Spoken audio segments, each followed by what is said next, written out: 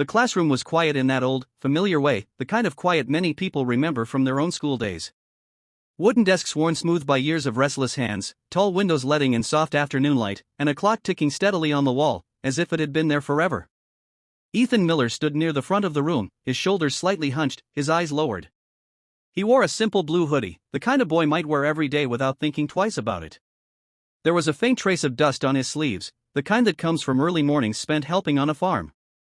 Across from him stood Principal Howard Green, a man in his late 50s, with neatly combed gray hair and a firm, practiced posture. He was known as a strict man, not unkind, but not one to bend rules easily either. The other students sat quietly, watching, unsure, curious, perhaps remembering their own moments of being called out in front of others. Principal Green spoke in a steady, measured tone. "You've missed too many days, Ethan, and your grades have fallen behind. We've talked about this before." Ethan nodded slightly, his voice soft when he finally spoke. "Yes, sir." There was no anger in his voice, only a quiet acceptance. The kind that sometimes comes when a young person carries more responsibility than most people can see. "I have no choice," the principal continued, gently but firmly. "You'll need to leave school for now." The words hung in the air, heavy, but not shouted. Just stated, like a rule that had been followed many times before. Ethan swallowed, gave a small nod, and turned to gather his things. No argument, no protest, just a quiet kind of dignity. As he walked out of the classroom, a few students shifted in their seats, some uncomfortable, others thoughtful. One boy looked down at his desk, as if he suddenly understood something he hadn't noticed before. And then the door closed softly. That evening, the Miller farm sat under a wide, open sky. The sun was lowering itself slowly behind the fields, casting long golden shadows across rows of crops. Ethan worked beside his father, Daniel Miller, a man with strong hands and a calm, weathered face. The kind of face that tells a story of long days and quiet perseverance. They didn't speak much at first. They didn't need to. The rhythm of their work, the sound of the wind, the distant call of birds, it all filled the silence in a way that felt familiar. After a while, Daniel rested his hands on the fence and looked out over the land. "You didn't say much when you came home," he said gently. Ethan shrugged a little. "They expelled me." There it was, plain and simple. Daniel nodded slowly. Not surprised, not disappointed, just thoughtful. "Well," he said after a moment, "we'll figure it out."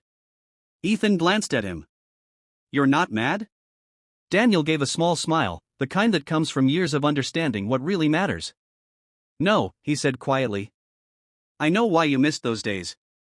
Ethan looked down at his hands. The early mornings, helping fix broken equipment, tending to the animals, stepping in when his father's back gave him trouble. Those things didn't show up on a report card. But they mattered. More than most people realized. The next morning arrived slowly, like mornings often do in the countryside. The air was cool, the sky pale with early light, and the farm already alive with quiet activity. Ethan was in the barn when he heard it. A distant sound at first, low and unfamiliar. Then louder. A deep, steady thrum that didn't belong to tractors or trucks. He stepped outside, wiping his hands on his jeans, and looked up. A helicopter. It moved across the sky with purpose, descending slowly toward the open field near the road. Ethan blinked, unsure if he was really seeing it. Daniel came out beside him, shading his eyes. "Well," he murmured softly, "that's something you don't see every day." The helicopter touched down gently, grass bending beneath it, dust swirling in the morning air. For a moment, everything felt still. Then the door opened. A man stepped out, dressed simply, but with a quiet confidence. He wasn't flashy, not the way people sometimes imagine wealth to look. There was something steady about him, grounded. He walked toward them, unhurried. "Daniel Miller?" he asked. Daniel nodded. "That's me." The man extended his hand. "My name's Robert Hayes." Ethan watched quietly, sensing something important, though he didn't yet understand what. Robert glanced at Ethan, then back to Daniel. "I heard about your son." Daniel's expression remained calm. "News travels fast, I guess." Robert gave a small, knowing smile. "Sometimes it travels the right way." He looked out over the farm for a moment, taking in the land, the work, the quiet dignity of it all. "I grew up on a place like this," he said softly. "Not far from here, actually." Ethan looked up, surprised. Robert continued. My father used to say. Hard work doesn't always look impressive, but it builds something stronger than most people ever see. There was a pause. I missed school sometimes too, he added. Not because I didn't care, but because my family needed me. Daniel's eyes softened slightly. So you understand? Robert nodded. I do. He turned back to Ethan. And I also know what it feels like when someone only sees the absence, not the reason behind it. Ethan shifted slightly, unsure what to say. Robert took a slow breath. I run a scholarship foundation now, he said. We look for students who show responsibility, resilience, character.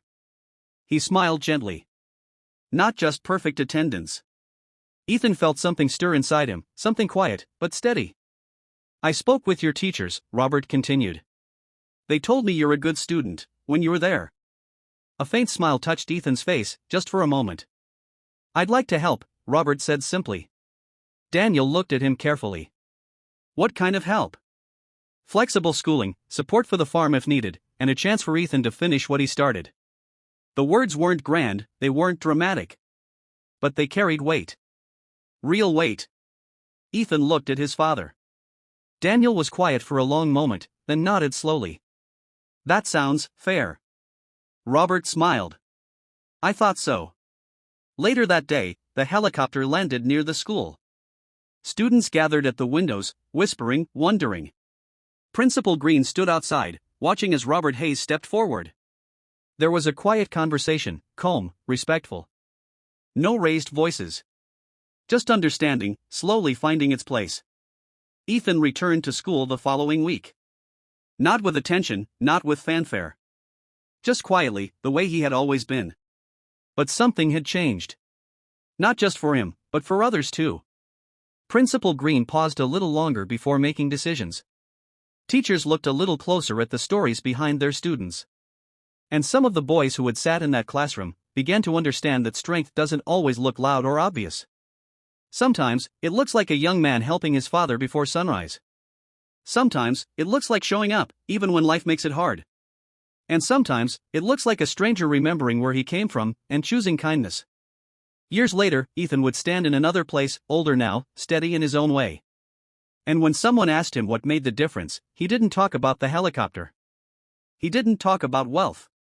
He simply said, someone took the time to understand. And he would smile, softly, remembering that quiet morning. When the world didn't change with noise or drama. But with a simple act of kindness. Given at just the right moment.